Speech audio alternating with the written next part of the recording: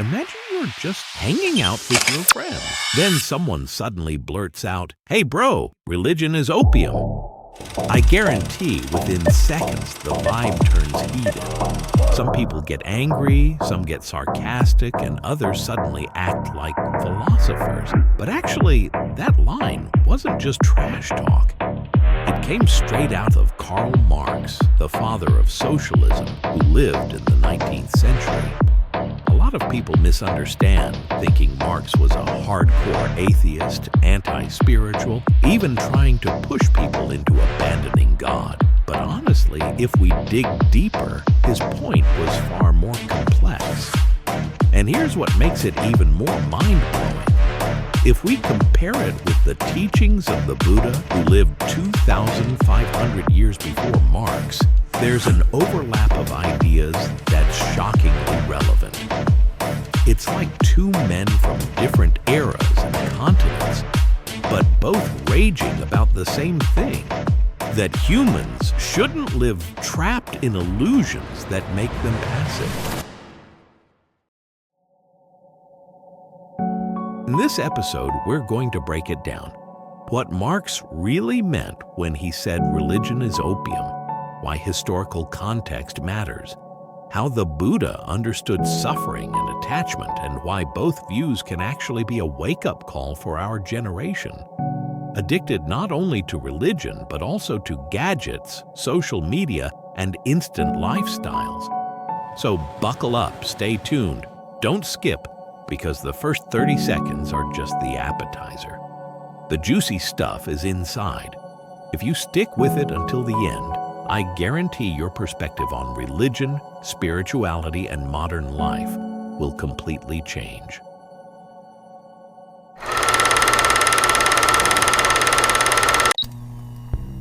Karl Marx was born in Trier, Germany in 1818. At the time, Europe was turned upside down by the Industrial Revolution.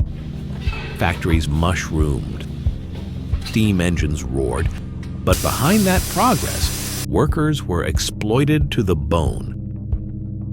Children worked 12-hour shifts. Adults barely had time to live. Their lives were like a wheel. Work, eat just enough, sleep, wake up again. Marx saw this suffering not just as an economic issue. For him, it was systemic. Capitalism made a few people super wealthy while the majority became nothing more than cogs in the machine. In the middle of all this, the church held enormous influence, but instead of defending the people, it often became a mouthpiece for the status quo. The message people heard was simple. Just be patient. Your suffering in this world will be rewarded with heaven in the afterlife. For Marx, that was dangerous. The promise of heaven worked like anesthesia. The people were given temporary comfort, but the oppressive structures remained untouched. That legendary phrase appeared in the introduction to his work, Critique of Hegel's Philosophy of Right. In full, it goes something like this. Religion is the sigh of the oppressed creature, the heart of a heartless world, and the soul of soulless conditions. Religion is the opium of the people. Marx was actually incredibly poetic. He wasn't recklessly attacking religion. He understood that religion gave hope, safety, and a place to cry out for those who had nothing else. But at the same time, that function made people passive. In the 19th century, opium wasn't just a narcotic. It was used as a painkiller. That's the metaphor. Religion numbs people, makes them insensitive to their social suffering. If we cut the line down to just religion is opium, it sounds brutally harsh. But read in full, Marx was actually empathizing with the people. He was just furious that religion was often used by elites as a tool of control. For Marx, the solution wasn't to find more sedatives, it was to change reality. That's why he pushed for social revolution, to solve suffering at its root, not just cover it up.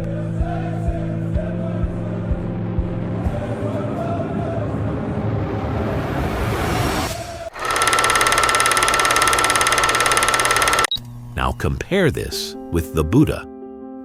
2.5 millennia before Marx, Prince Siddhartha also left the palace because he was disgusted by suffering, sickness, aging, death. If Marx said religion is opium because it numbs people, Buddha said suffering is real. And if you pretend not to see it, you'll be trapped forever.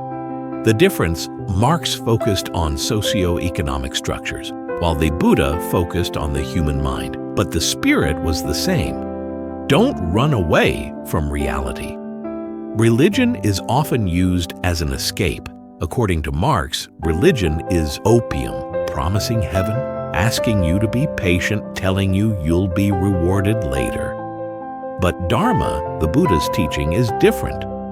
Dharma teaches us to face suffering, not flee from it. If your heart is in pain, taking opium just numbs you for a while, but the illness remains. It's the same with religion, offering only consolation. The Buddha teaches, don't go numb, wake up. What's fascinating is that Marx and the Buddha meet at a point.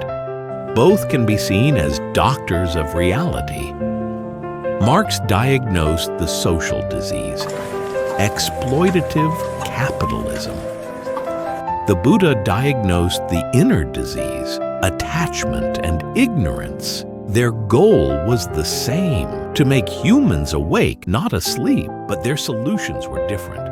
Marx called for a social revolution, dismantle class structures, and build a society free from oppression.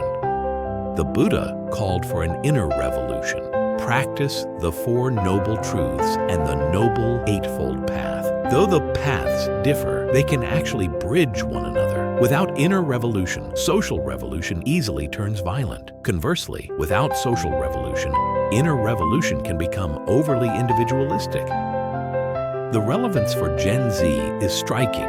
Today's opium has gone digital, scrolling TikTok for 5 hours, chasing dopamine from likes, or feeling FOMO when buying trending products. Digital capitalism keeps you hooked on status, validation, and consumption. Marx would say it's a system designed to keep you a compliant consumer. The Buddha would say it's tanha, craving, desire, illusion. Look closely and you'll see they're pointing in the same direction. Here's a simple analogy.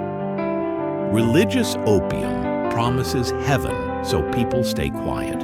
Digital opium gives dopamine from social media to keep you quiet too, distracted from reality. Consumerism makes you happy for a moment with discounts on Singles' Day, but leaves you empty again afterward. Marx would say, wake up, this system was designed that way. The Buddha would say, wake up, it's your own mind that's caught. And this is where engaged Buddhism emerges, where the two paths meet. Modern figures like Thich Nhat Hanh, the Dalai Lama, or Bhikkhu Buddhadasa show that Buddhism can be socially active. Compassion isn't just about sitting in meditation. It's also about social activism, anti-war, pro-environment, supporting workers. Imagine Marx and the Buddha sitting together. The outcome could be spiritual activism. What can we take from all this? Marx reminds us, don't let religion numb you. The Buddha teaches, don't let desire bind you. Both are saying the same thing. Wake up, don't stay asleep. In today's world, opium isn't just religion. It can be social media, consumer capitalism, or anything that makes you run away from reality. And our task isn't just to notice it, but to act, to be aware of our own mind, aware of the system out there, and live both mindfully and critically. If this content made you think differently, don't keep it to yourself. Share it with your friends, drop your insights in the comments, and subscribe so you don't miss the next deep dive. Because truth is like fire. When you share it, it doesn't fade. It burns brighter. So stay awake, stay mindful, stay critical, Because among all the opium the world keeps offering, the choice is yours.